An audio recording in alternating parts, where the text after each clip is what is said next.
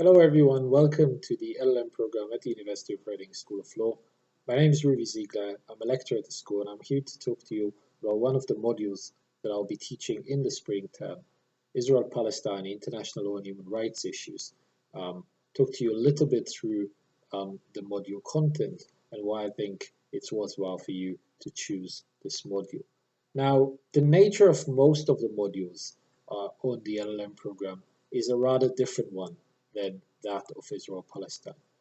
Most modules take in a general legal issue or legal framework and look at it from a more general perspective. What the Israel-Palestine module does is that it looks at a particular conflict region, one that is very difficult to escape if one follows the news cycle pretty much anywhere globally, and tries to dissect the different elements of this conflict from an international law and human rights perspective. That is, apply to it frameworks that are relevant from international humanitarian law, from international human rights law, from the law of the use of force and public international law more generally, from questions of international criminal law and international refugee law. And it is really through that prism that the complexity of a conflict that includes military occupation, displacement, judicial review, clashes of different legal systems, the intertwining of or interrelations between politics, history, law, domestic and international, make this a fascinating case study to explore.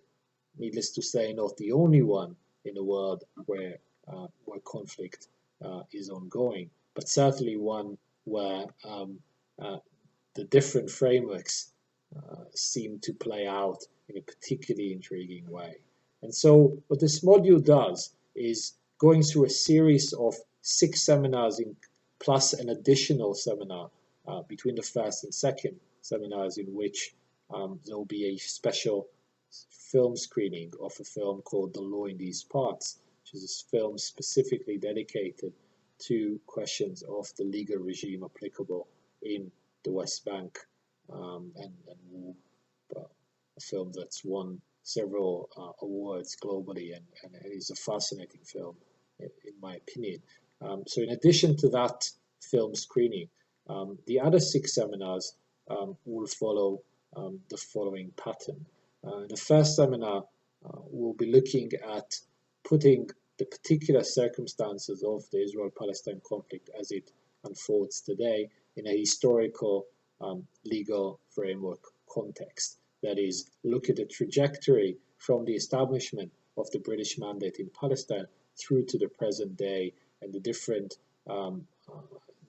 legal regimes that have applied to these territories in the interim.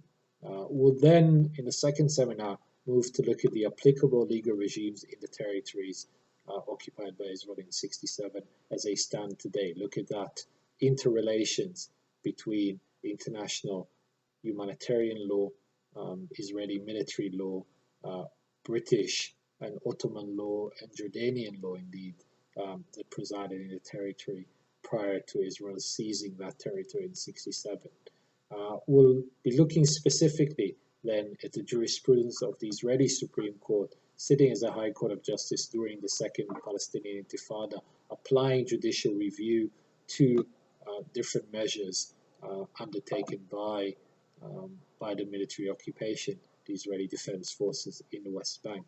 We'll then take a specific case study and juxtapose the approaches taken by the International Court of Justice in its advisory opinion on the legality of the war, quote unquote, in the occupied Palestinian territories, and the Israeli Supreme Court's High Court of Justice judgments on this matter. We'll then look at the status of the State of Palestine in international law, look at its UN application, look at its current status under the ICC, and finally look at the Palestinian refugee conundrum and its potential resolutions.